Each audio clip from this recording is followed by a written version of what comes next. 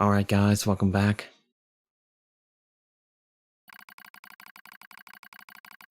Contact initiated between pod 42 and 153. Don't know if I should push a button here or... yeah, okay. 153, what is the matter, pod 42? This protocol is not an interface intended for conversation. Acknowledge, however, this pod has a confidential transmission for pod 153. Understood. Begin transmission.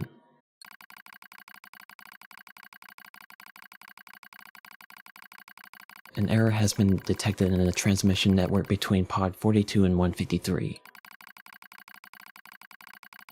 Hypothesis: said error is fragmented data caused by deterioration of the transmission environment. It may be so. However, it may also not be so. Message unclear, clarification requested. After repeated information exchanges between multiple pods, an unexpected phenomenon has occurred. We pods have developed unusually protective feelings towards support targets 2B, A2, and 9S. Query: could this be our will? Unknown. The definition of will is unclear. Will is the question of whether pods are capable of their own self-determination. Even if it were possible, such actions cannot be abided. Successful mission fulfillment is all that matters.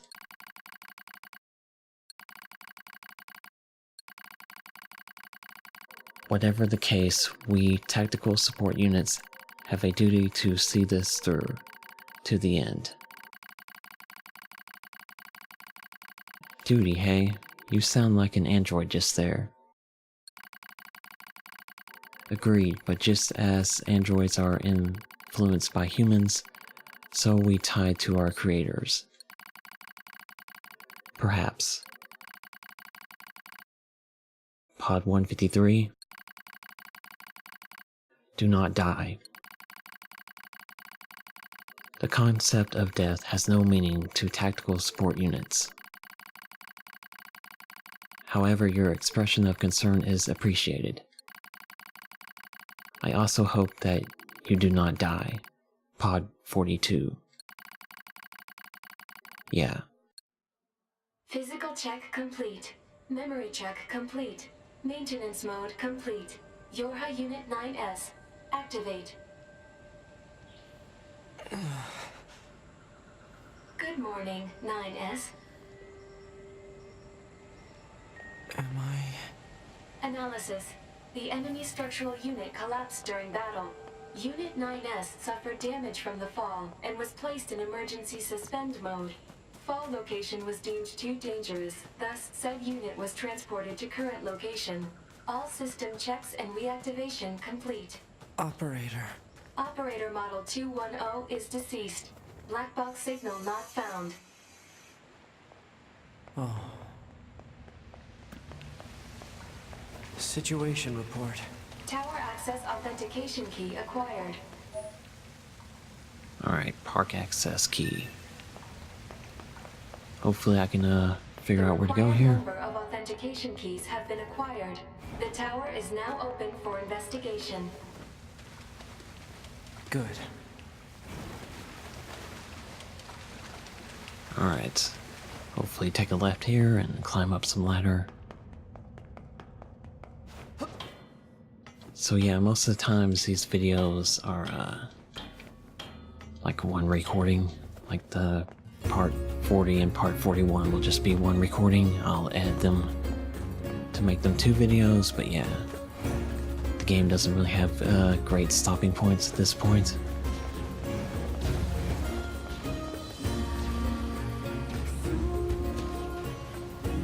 Hopefully I have enough health stuff to be able to finish the game.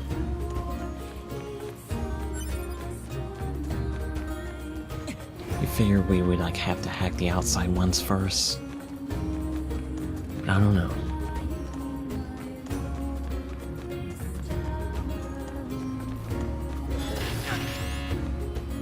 Hello, and thank you for choosing Tower System Services. We apologize for the inconvenience, but small tower subunit access granted.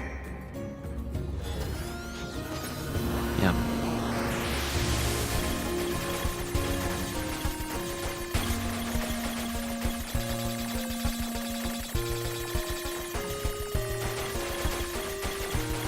Not exactly sure where we're supposed to go here.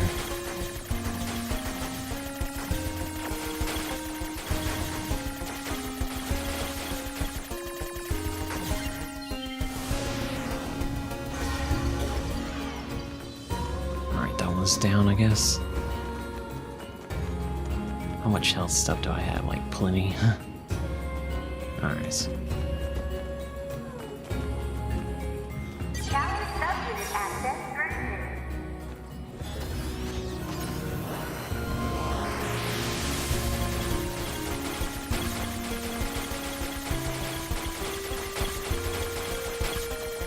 Well, there was nothing on that one.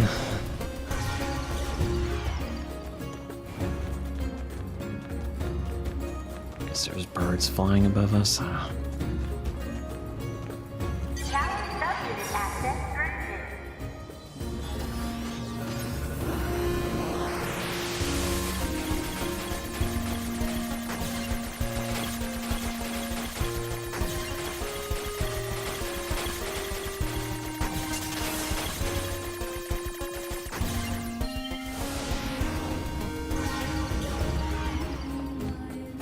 Congratulations! You've unlocked all of the subunits. That means a special prize is waiting for you inside the tower. We look Gonna check the map to see. forward to serving you. I'm gonna have to make an edit here. I'm gonna go and try and find a place where I can save the game. Just in case I die here, I don't want it to like redo, 30 minutes of gameplay.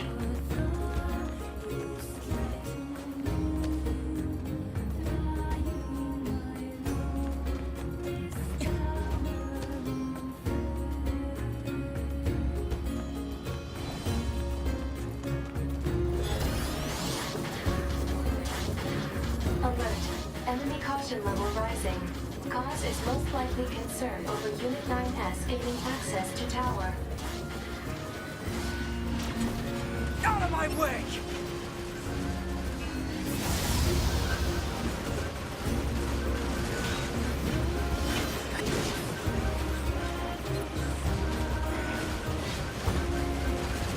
Alright, this may take a while because I think it probably went back down. It doesn't save your hacking progress.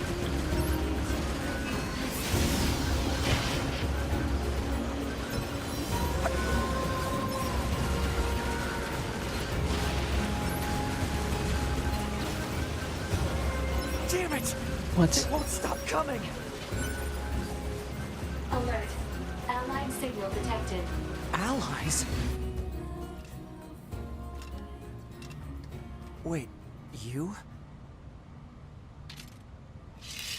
9S, we've been expecting you. The two of us will take things from here. You need to open the door to the tower.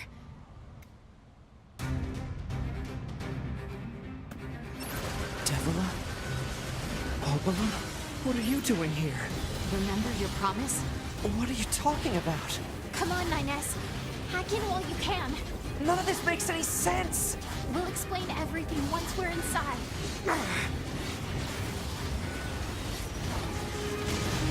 Well, it's pretty cool that we finally get some help.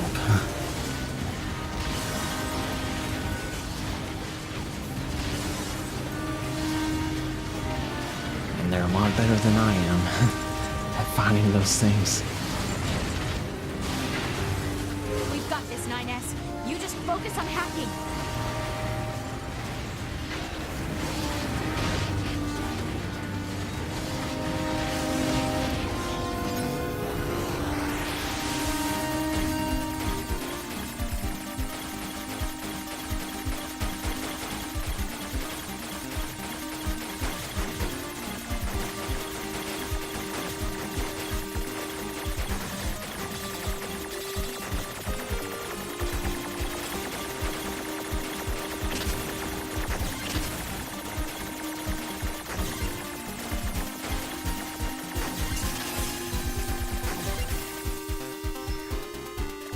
I think I've been hit like twice, so I don't know how well this is gonna go. What's this barrier? Analysis. It is part of a closed defensive system. Well, how do I break it down? Hypothesis. Unit 9S could permit its self-consciousness data to lose control. The resulting energy surge has an acceptable probability of temporarily paralyzing the barrier. That's almost as bad as not going in at all!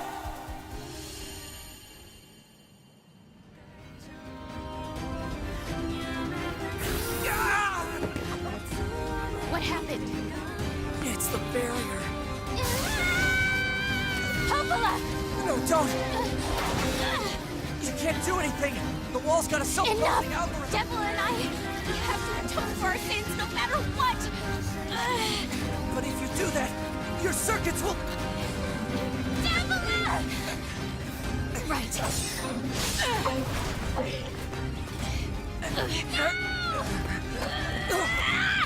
Devola! I hope you don't regret this.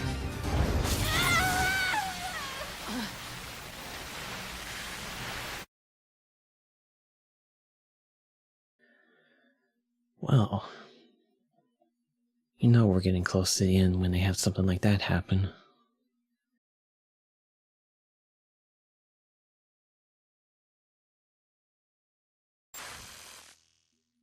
Oh great, another one of these. Alert, data records discovered for units Devola and Popola. I guess that's how you pronounce it, I don't know. Do you wish to open this data now? Yeah, now I guess.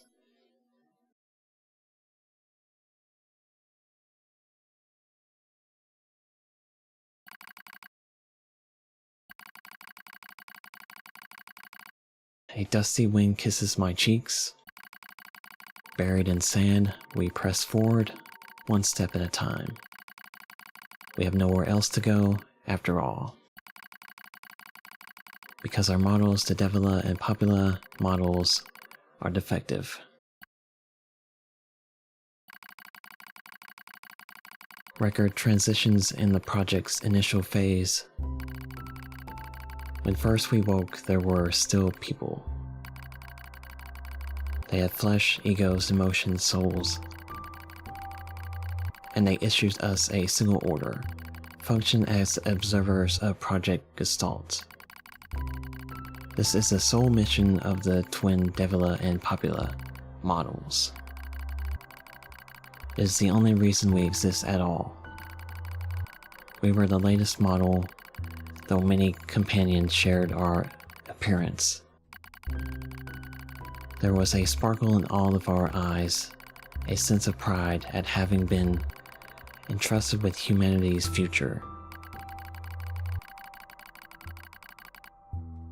And yes, there was anxiety as well. But we existed as a pair. We shared destiny's burden as a pair, and because of that, all hesitation was swept away. Each pair was given their own cities as observation areas. We were ordered to guide the replicants with our own hands. All for the sake of the promised time that we would one day arrive. We were the only ones who could have handled such a duty. We were observers after all. Guess this is gonna go on for a while? Watch out. Devola staggers and falls in the soft yet unforgiving sand. I hurry to her side and sigh with relief when I find she's not seriously hurt. Are you alright? Sorry, sis. Guess I spaced out there for a bit. She smiles the same wry smile I know so well as she rubs absently on her leg. It is wrapped in a white bandage. Your bandage is coming undone. Here, let me change it. It's alright, Popola. Come on, we have to go before we lose the light. We won't be going anywhere if Sam gets into that thing. Now quit whining and hold still. I'll be quick. Devola grunts and turns away. I take it as consent. Soon we are resting in the shade of a nearby rock as I pull the bandage free. Artificial skin, torn and bloody, peeks out from beneath the bandage. Judging by Devola's current lack of ambulatory control, I imagine the circuitry underneath has been damaged as well.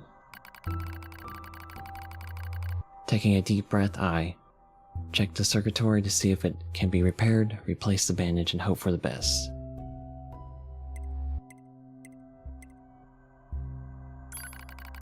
As expected, wiring in the nerve circuitry has been damaged. Replacing it will require new connectors as well as some tools, none of which is easy to find in a desert. Sorry about this, sis, mutters Devola. That wry smile again. It kills me every time. Don't you dare apologize, I respond. You've done nothing wrong. I calmly change the bandage,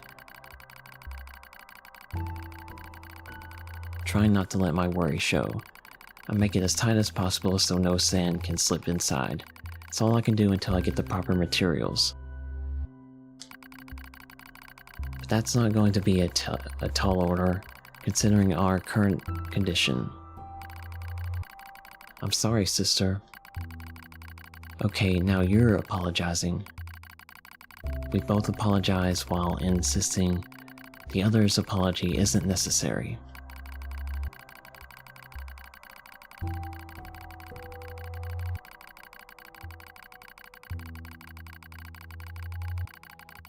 It's kind of funny in a way. Such a trivial exchange under such circumstances. We laugh together, the sound echoing out across the desert before being stolen by the cool evening wind.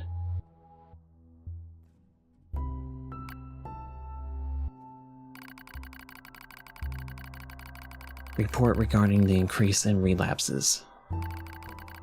There has to be some way to prevent relapses. Devola's sharp voice echoes through our private quarters.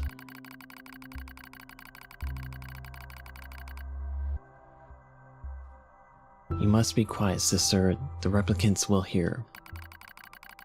Poof. They wouldn't understand even if they did. That might be true, but regardless. Ignored at my hesitation, Devola crosses her legs and scowls. The black scrawl took another victim, she says. That's 3 this month. It's spreading way too fast. Let's wait and see what happens. I'm tired of hearing you say that. Her shout makes me jump just a little, but enough for her to notice, seeing that her eyes suddenly open wide. I'm sorry, sis. It's not your fault. I shouldn't have lashed out like that. It's okay, I understand. It's all going wrong. You can feel it too, right? When I was first assigned to Project Gestalt, I was over the moon with pride. But now, my chest hurts just to think about it. If it were to fail... Before we knew it, the replicants had gained a sense of self, and the black scrawl started raging out of control. It moved fast. So fast. Like a wind. Popola and I would go to the observation room and act like it was all okay. We talked to the replicants as if we didn't have a care in the world. But at night, we just hold each other and share the horror of it all. I'm glad you were with me, murmurs Popola.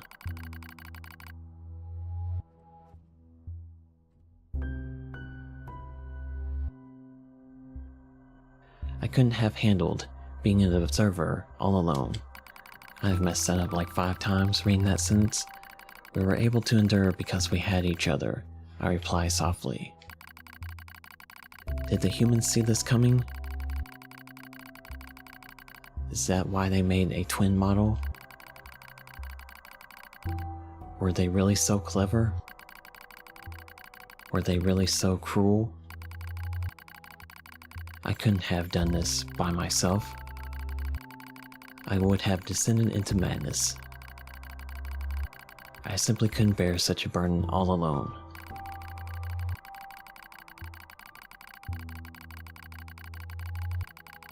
When I get the chance, I'm gonna try contacting another city, she says. Maybe these abnormalities are a localized phenomenon. I pray that's the case, I reply. Even if we're of no use ourselves, things will still work out if the other observers can pull through. Don't worry, it's going to be okay. But it wasn't okay. Nothing was okay. All thanks to a pair of Devola and Popola models from another town.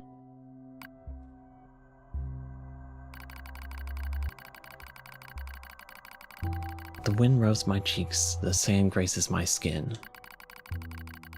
It's grown cold out here. We walk with renewed purpose, hoping to make up for lost time.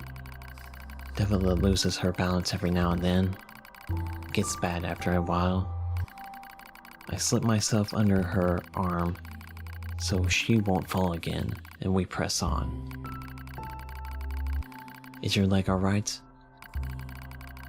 Well, I doubt I'll be dancing anytime soon. But yeah, it's fine. She smiles as she says this, but I can tell she doesn't have much left. And yet she continues to smile. Also, I won't worry.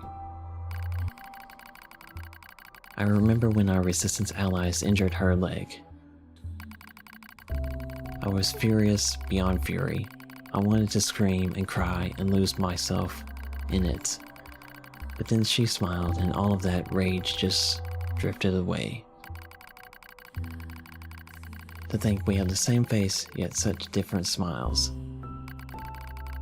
One day I realized how she reminded me of the martyrs I'd seen in old records. That was the day we decided to leave our town forever. Record of Project Gestalt's end. Our role as observers ended on the day Project Gestalt collapsed. All due to the actions of Devola and Popola models from another town. With the original Gestalt lost, humanity was doomed to an inevitable extinction. Knowing this, we gathered what remaining replicant data we could find and launched it to the surface of the moon.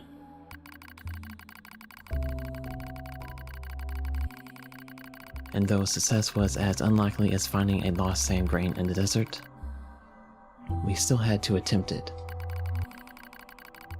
We still had to try. We were androids, you see. Protecting humanity was our instinct. Other androids beholden to that same instinct began to direct their hate at the Devola and Popola models, who snuffed out humanity. It started small, a few offhand remarks, the occasional glance. But even the smallest things have weight, and with enough of them combined, that weight eventually becomes a boulder. Emotions boiled over, remarks became jeers, and soon enough, my sister and I were the perfect target for persecution. At first, we simply accepted the fact that our friends turned on us. It was almost unavoidable, I suppose. We were observers for Project Gestalt, after all. And while we didn't cause it to fail, the people who did, well, they looked just like us. So we accepted it. We took the resentment and scorn we endured. Because as crazy as it sounds, I think we actually felt responsible. We moved from town to town in an effort to avoid persecution, but in one such town my seemingly infinite patience finally broke. My sister Devola met with unprovoked violence at the hands of a resistance member. She said something in response to his taunts. Something quiet. And though her words were ambiguous, he slashed her leg nearly in two. My vision narrowed, everything went red, and then she smiled at me. "It's okay, sis. There's nothing we can do." But it was too late. My emotions were no longer in my control. I'm simply not strong enough to stand aside and let the most important person in the world come to harm. Devola and I left that same day. Violence like that wouldn't stop. It was going to happen again. And it wouldn't be coming from just one person. So rather than let them kill us, we ran. I guess it was the greatest resistance I could muster. We lose the sun as dark clouds gather overhead. We continue our march. A cold wind blasts us, stilling what little body heat we have left. I smell rain in the air. We continue our march. Sometimes we hear animals howling in the distance. It makes us flinch every time. But we continue our march, because even this is better than suffering at the hands of our fellow androids. Why must we suffer this persecution? I know we're the same model as the androids who doomed humanity, so I understand that part. At least a little, anyway. But at the same time, we're not them. We're not the same. We are who we are, and that Devola and Popola were who they were.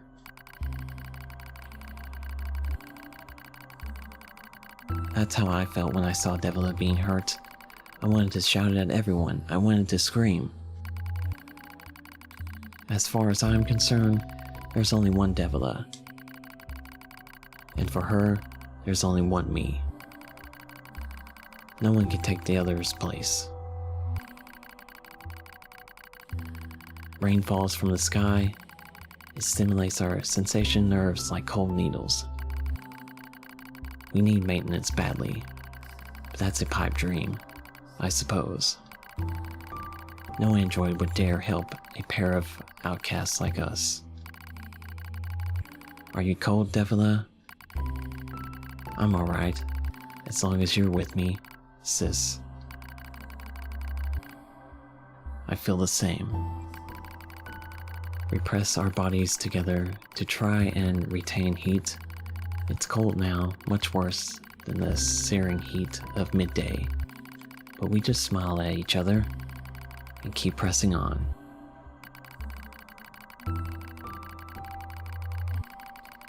There's another camp on the other side of the desert, a new camp. If we can just get there, I I can finally fix Devola's leg. And yet, I wonder if there's anywhere on this planet that will take us. Hey, what's wrong? It's nothing. Don't worry about it. I do what I can to suppress the anxiety in my chest and keep walking. The rain grows worse and lashes at us without pause. Is this our punishment? I reach out and touch Devola's cheek. The rain flows down her cheeks like tears. I reach over and gently wipe it away. She smiles but seems surprised. There's no point in doing that. You know, she whispers. But there is. Because I swore to myself that I would stay with her forever. I don't want to, make the text go faster in case we skip anything. For that is the fate. We twin androids have been assigned.